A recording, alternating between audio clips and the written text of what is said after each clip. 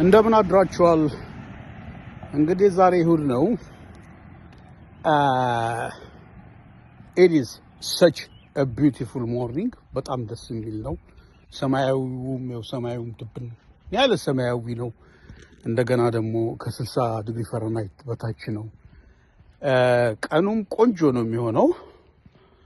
ወደ እንግዲህ 75 ምናምን ይቅርታ እንግዲህ እዚህ ሀገር ስለ ዌዘር በጣም ይወራል። ኤኒሃው እንዴት ናችሁ? እንግዲህ ቤተክርስቲያን ከመሄዴ በፊት ጥቂት ደቂቃዎች እስቲ ወክ ላድርግ ብዬ ጥቂት ቃላትን ደግሞ ሼር ላድርግላችሁ ብዬ ነው።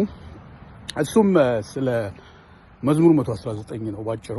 በተለይ አንዲት ፓርቲኩላር ቁጥር መዝሙር 119 እጅግ በጣም ውብ ከሆኑ የመጽሐፍ ቅዱስ ክፍሎች ውስጥ አንዱ ነው። ጸሐፊው አልተገለጸም። ነገር ግን ዳንኤል ይሆናል ነው ብዬ እገምታለሁኝ። ምናልባት ነብዩ ኤርሚያስ ሊሆን ይችላል፣ ግን አይታወቅም። እና እጅግ የተባረከ አእምሮ ያለው በእግዚአብሔር መንፈስ የተዋጀ የሚመራ አእምሮ ያለው ሰው ነው የጻፈው። ውብ ነው በጣም። ውብነቱ 176 ቁጥሮች ናቸው ያሉት። እያንዳንዱ ክፍል አለው። 8 ቁጥሮች ያሉት 22 ክፍሎች ያሉት እና ስለዚህ እያንዳንዱ 22 ክፍሎች 22 የሚለው ቁጥር ከየት መጣ? 22 ቁጥር የመጣው የሂብሩ የዕብራይስጥ ቃላት 22 ናቸው፣ ሆሄያቱ ማለት ነው። እና አሌፍ ከሚለው ጀምሮ ይቀጥላል። ሀለሃ መሰረተ ሸቀበተችን እንደምንለው ማለት ነው እኛ። እና እነዚህ በቃ በአሌፍ በቤት ዳሌጥ እያለ ጋሜል እያለ እንግዲህ ይቀጥላል። እና ከዚህ በላይ ደግሞ ውብ የሚያደርገው ለምሳሌ በአሌፍ የተጀመረው የመጀመሪያ 8ቶቹ እያንዳንዱ ስንኝ አሌፍ በሚለው ቃል ነው የሚጀምረው። እና ኢትስ ሶ ቢዩቲፉል እና ብዙ ለመጽናናት ለእውቀት የሚሆኑ ብዙ በግጥም መልክ ነው እንግዲህ ጻፈው። እንግዲህ በአማርኛ እንኳን እንደዚህ በጣም ያማረውን ያህል በሂብሩ በሚሆንበት ጊዜ አይ ካንት ኢማጂን በጣም ቆንጆ እንደሚሆን ነው። እና ለምሳሌ ጎልማሳ መንገዱን በምን ያንጻል የሚለው ሕግህን በመጠበቅ አንተን እንዳልበድል ሕግህን በልቤ ያኖርኩ። የተለያዩ ብቻ ለማንኛውም 176ቱም ቁጥሮች ስለ እግዚአብሔር ቃልና ስለ እግዚአብሔር ቃል ብቻ ናቸው። ሕግ፣ ትእዛዝ፣ ፍርዶች፣ ስርዓት እያለ በተለያየ ሁኔታ ነው የሚገልጸው። እንግዲህ ዳንኤል እንበለው ወይም ይህንን ጸሐፊው ማለት ነው። እና እንደዚህ አንዳንድ ካፕቸር የሚያደርጉ ክፍሎች አሉ ብያቸዋለሁኝ። እንግዲህ አንዳንድ ጊዜ ይሄ በጣም ኤክስትሪም ሌል ነው እንግዲህ በእኔ ህይወት ማለት ነው። አንዳንድ ጊዜ በሆነ ምክንያት ወይ እያነበብኩ እያለ መጽሐፍ ቅዱስ ይሁን እያጠናው እያለ አንዳንድ በቃ ሳይታሰብ ልብን በቃ ዷ የሚያደርጉ የእግዚአብሔር ቃላቶች ያጋጥሙኛል። ከነዚህ ውስጥ መዝሙር 119 ቁጥር 105 ነው። ሕግህ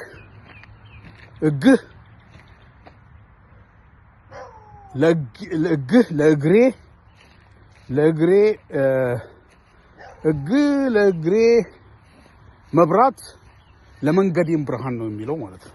ሕግህ ለእግሬ መብራት ለመንገዴም ብርሃን ነው የሚለው ቃል ማለት ነው። Thy word is a lamp unto my feet and a light into my path ይለዋል ኪንግ ጄምስ ቨርዥን። ይሄ ነው። ሌላ ከዚህ በፊት ደግሞ የማስታውሰው ለምሳሌ የራእይ መጽሐፍ ምዕራፍ 20 ላይ በዙፋን ላይ ተቀመጠው በሚገለጥበት ጊዜ ሰማይና ምድር ከፊቱ ሸሹ የሚለው ነገር እንግዲህ እግዚአብሔር ግልጥ በሚልበት ጊዜ ሰማይና ምድር ተርበትብተው በቃ ልክ ዩኒቨርሱ ላይ እንዴት የሚገቡበት ጠፏቸው የሚለው ነገር ሁሉ በቃ የእግዚአብሔርን ታላቅነት እንዴት እንደሚያስፈራ ግርማውን እንዴት እንደሚያሳይ ነገር እንደነዚህ አይነት ነገሮች አንዳንድ ጊዜ በጣም ኤክስትሪምሊ ሬር ነው እና ይሄ መዝሙር 119 ቁጥር 105 በጣም አንድ ጊዜ ልቤን ካፕቸር አድርጎት ነበር። እግህ ለመንገዴ እግህ ለእግሬ መብራት ለመንገዴም ብርሃን ነው። እንግዲህ ጨለማ የፈለገ አሁን እዚህ ጋር በጣም ደስ ይላል አይደለም? ፀሐይ ነው።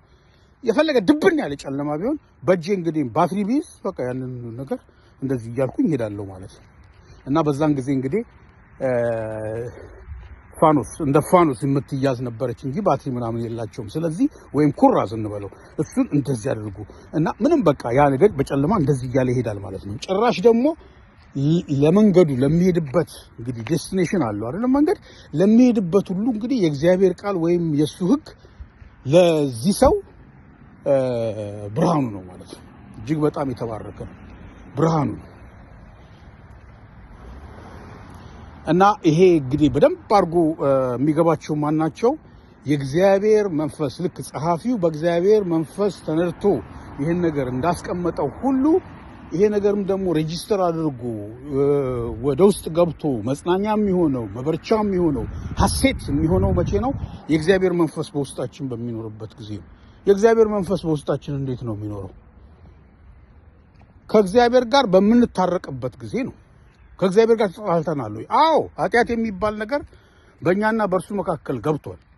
ስለዚህ እግዚአብሔር መንፈሱን እንዳይሰጠን ያ ኃጢአት የሚባለው ነገር እንግዲህ ሬዚስት ያደርጋል። ያ ነገር መፍረስ አለበት። ያለ መፍረስ ነው ጌታችን ኢየሱስ ክርስቶስ ወደ እዚች ምድር የመጣው ይህንን ለማፍረስ ነው። ስለዚህ ጌታችን ኢየሱስ ክርስቶስ ከዛሬ 2000 ዘመን በፊት በመስቀል ላይ ሞቶ ደሙን አፍስሶ የሞተው ለኔ ነው።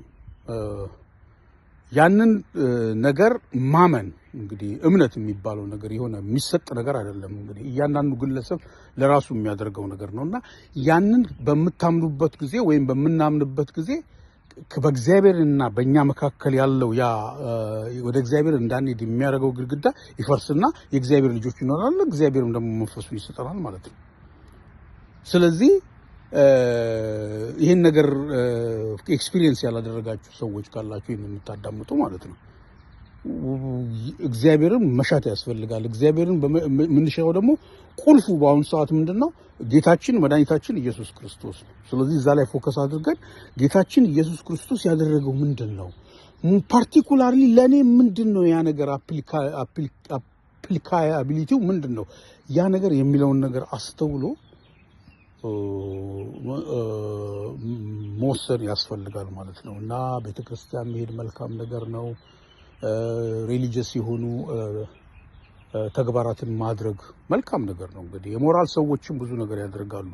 እንዲሁም አንዳንዴ እኛ በእምነት ከምንለው የበለጠ በጣም በቃ ንብረታቸውን ይሁን በመስዋዕትነት ምናምን የሚያደርጉ አሉ። ነገር ግን እሱ በጣም ጥሩ ነገር ነው።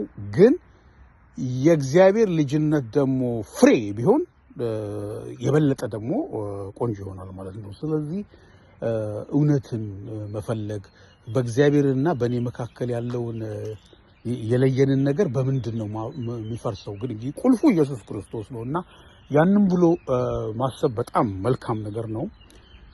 እንግዲህ ይቻለም አሁን እኔ በቃ በዚህ ነገር ፓሽኔት ሆነኝ እናገራለሁ ኤክሴትራ። እንደዛም ሆኖ ይቻለም በጣም ታፍ ናት። ይቻለም ብዙ በርደን አለባት። ይሄ እንግዲህ እንደዚህ የሚያምር ቀን እንደዚህ ሆኖ ኳይት ሆኖ እዚህ አካባቢ በጠቅላላ ጸጥ ብሎ ብዙ ሰው ተኝቷል። እንግዲህ ጠዋት ነው ኤክሴትራ። እንደዛም ሆኖ ግን ብዙ መከራ አለባት፣ እሾህና አሜኬላ አለባት። ከሁሉ በላይ ደግሞ ሞት የሚባል ነገር የነገሰባት ናት እና ያንን ሞት ኦቨርካም የምናደርገው መኖራችንን የምናጣጥመው እንዲሁም ደግሞ በተስፋ በዘላለማዊ ተስፋ የምንኖረው የእግዚአብሔር ልጆች በምንሆንበት ጊዜ ነው እንጂ በጣም በርደምሰን ነች ዓለም። ሸክም አላት፣ በጣም ሸክም አላት። ለዚህም ነው ጌታችን ኢየሱስ ክርስቶስ የማቴዎስ ወንጌል ላይ እናንተ ሸክማችሁ የከበዳችሁ ወደኔ ነው አለ። እናንተ ሸክማችሁ የከበዳችሁ ወደኔ ነው።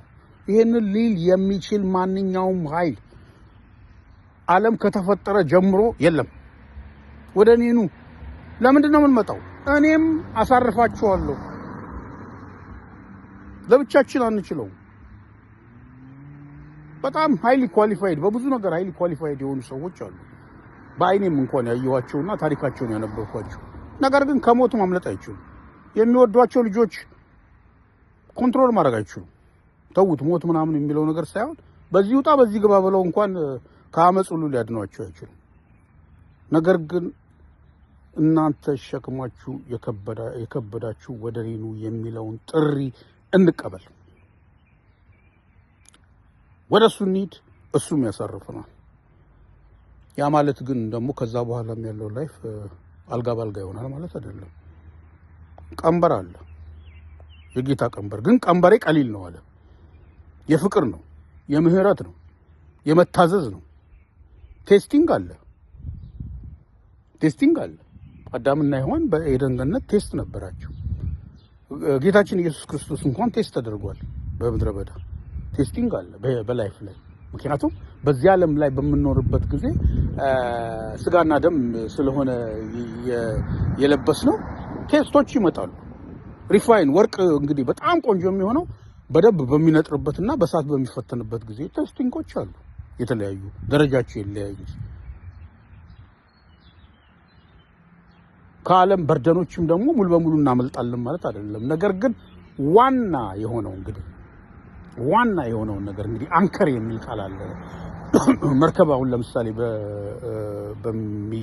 ፓርክ በሚያደርግበት ጊዜ እዛ ወደቡ ጋር ይመጣና ውሃው እንደገና መልሶ እንዳይወስደው መለቁን እዛ ውስጥ ይከተውና እሱ ነው ቀጥ ብሎ የሚያደርገው። እንደዛ አንከር እንግዲህ ነው ማለት ነው። በምድር ላይ ስንኖር ፊውቸራችንን በተመለከተ ጌታችን ኢየሱስ ክርስቶስ የሰጠው እና አሁን ይሄ ወደ መዝሙር 119 ቁጥር 105 ላይ በመጣበት ጊዜ በአንድ ወቅት ውስጤ በቃ ይሄ ቃል እንደ አንከር እንዳልኩት አይነት ነገር ሆኖ በጣም በቃ የሚያጽናናኝና ካፕቸር ያደረገኝ ቃል ነበረ። ለእግሬ መብራት ለመንገዴም ብርሃን ነው። a lamp into my feet and a light into my path.